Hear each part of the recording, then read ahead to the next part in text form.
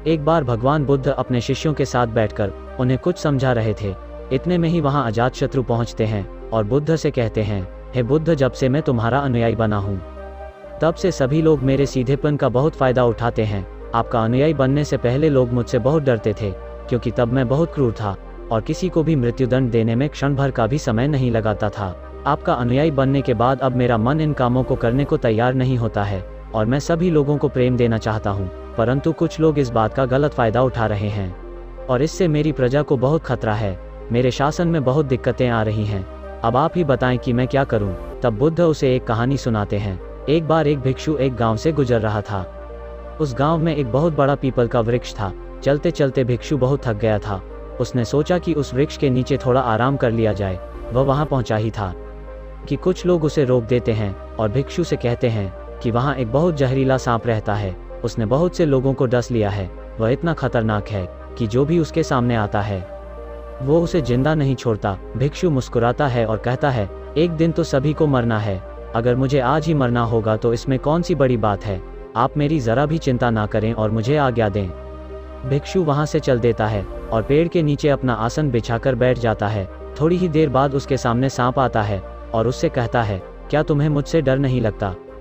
क्या तुम्हें पता नहीं यह मेरा इलाका है और यहाँ पर आने की किसी की भी हिम्मत नहीं होती? तब भिक्षु उसे बहुत ही प्रेम के साथ कहता है, इसमें डर वाली कौन सी बात है? तुम जो भी करते हो वह इसलिए करते हो क्योंकि तुम्हें डर है कि कोई तुम्हें मार ना दे, इसीलिए तुम दूसरों को डराते हो। मुझे किसी बात का डर नहीं, ना ही मुझे मृत्यु का डर है और ना ही जीवन की लालसा है। कोई मुझे नुकसान पहुंचा ही नहीं सकता तो फिर मैं क्यों डरूं? सांप को यह सुनकर बहुत गहरा आघात पहुंचता है। उसने आज तक ऐसे व्यक्ति देखे जो उससे डर कर भागते थे। उसने आज तक ऐसा कोई भी व्यक्ति नहीं देखा था जो उससे नहीं डरे। भिक्षु की इतनी बातें सुन सांप उनके चरणों में लेट जाता है और उनसे कहता है, आज तक मैंने जो भी किया अपनी जान बचाने के लिए किया, क्योंकि अगर मैं इस तरह का रूप धारण नहीं करता तो लोग मुझे जिंदा नहीं छोड़ते। तब भिक्षु उससे कहता है, तुम एकदम सही कह रहे हो, लेकिन अगर तुम इस मोह से मुक्त होना चाहते हो तो एकदम शांत हो जाओ, प्रेम से भर जाओ और यह जानो कि एक दिन जीवन समाप्त हो ही जाएगा। उसके लिए बुरे कर्म करने की कोई आवश्यकता नहीं है। इतना कहकर वो भिक्षु वहां से चला जाता है और सांप उस भिक्षु की सारी बातें अपने दिमाग में बैठा लेता है और वो यह तय करता है कि आज से वो कोई भी गलत काम नहीं करेगा। सांप सभी बुरे कर्मों को छोड़ देता है, लेकिन इसका उस पर उल्टा असर पड़ता है। जो लोग उसे पहले देखकर भागते थे अब उसके सीधेपन का गलत उपयोग करने लगे। अब सब लोग उसे छेड़ते, उसे चोट पहुंचाते। अब सांप बहुत दुखी रहने लगा और बहुत ज्यादा चोट से ग्रस्त रहने लगा। अब उसके शरीर पर बहुत से चोट के निशान बन गए, क्योंकि अब वह लोगों को नुकसान नहीं पहुंचाता था और सभी लोगों के साथ प्रेम से रहने की कोशिश करता। लेकिन लोगों में उसके प्रति जो भय था वही उसे सुरक्षित रखता था। कुछ दिनों बाद वह भिक्षु फिर से उसी पेड़ के नीचे आता है और वहां अपना आसन बिछाकर बैठ जाता है और उस सांप को देखकर बड़ा आश्चर्यचकित होता है कि पहले सर्प की क्या स्थिति थी, लेकिन अब सर्प की क्या स्थिति हो गई है और वह उस सर्प के लिए बहुत चिंतित भी होता है। भिक्षु को देखकर सांप कहता है, हे भिक्षु, जब से आपने मुझसे कहा कि मैं शांत हो जाऊं और प्रेम को अपनाऊं तब से लोगों ने मुझसे बहुत गलत व्यवहार करना शुरू कर दिया, जिससे मुझे जीवन जीने में बहुत कठिनाई हो रही है। अब आप ही बताएं मुझे क्या करना चाहिए? भिक्षु कहता है, हे मित्र, मैंने तुमसे यह नहीं कहा था कि तुम अपने स्वभाव को ही बदल लो।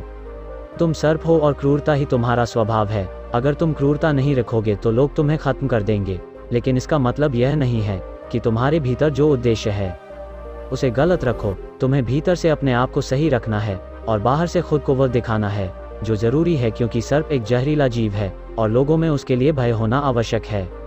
अगर लोगों के अंदर तुम्हारे लिए भय नहीं होगा तो लोग तुम्हें हानि ही पहुंचाएंगे, लेकिन तुम्हें भीतर से अपने आप को सही रखना चाहिए कि तुम्हें किसी को नुकसान नहीं पहुंचाना है, केवल अपना भय बनाए रखना है। गौतम बुद्ध कहते हैं, तो अजातशत्रु, तुम इस कहानी से क्या समझे? तो इसका मतलब यही है कि तुम अपने स्वभाव को मत बदलो, तुम अपने आप को समझो।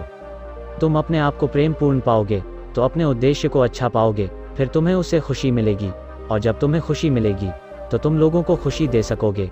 और यहाँ इस बात की जरा भी जरूरत नहीं है कि तुम बाहर से लोगों को क्या दिखा रहे हो, जरूरत इस बात की है कि तुम भीतर से अपना उद्देश्य क्या रखते हो।